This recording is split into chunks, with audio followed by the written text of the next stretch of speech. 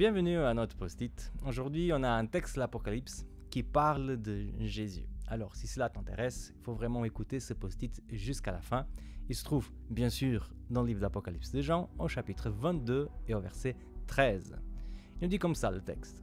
« Je suis l'alpha et l'oméga, le premier et le dernier, le commencement et la fin. » Alors, c'est bien Jésus qui parle et il se compare à l'alpha et l'oméga, c'est-à-dire la première et la dernière lettre de l'alphabet grec.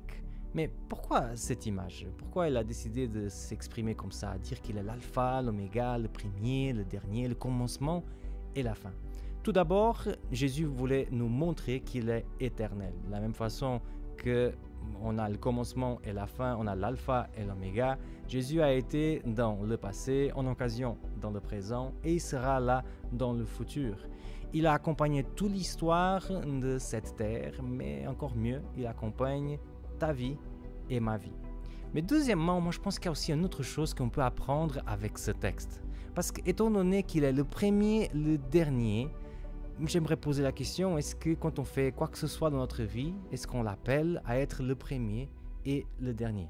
C'est-à-dire, lorsqu'on a un projet, lorsqu'on a quelque chose qu'on aimerait faire, est-ce qu'on appelle Jésus déjà là pour lui poser la question? Qu'est-ce que tu en penses? Qu'est-ce que tu en penses de cette voie?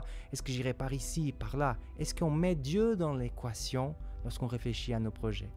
Et aussi, à la fin, quand les choses sont bien passées ou des fois mal passées, est-ce qu'on se tourne vers lui aussi pour apprendre ou pour le remercier d'avoir été là?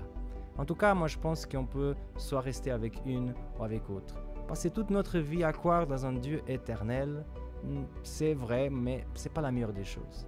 Mais maintenant, croire en Dieu éternel, mais qui est là au début et à la fin de toutes les choses que je fais, là c'est quelque chose qui donne vraiment la force pour continuer notre vie chrétienne. Moi je m'appelle Samuel Cognac et c'était le post-it d'aujourd'hui.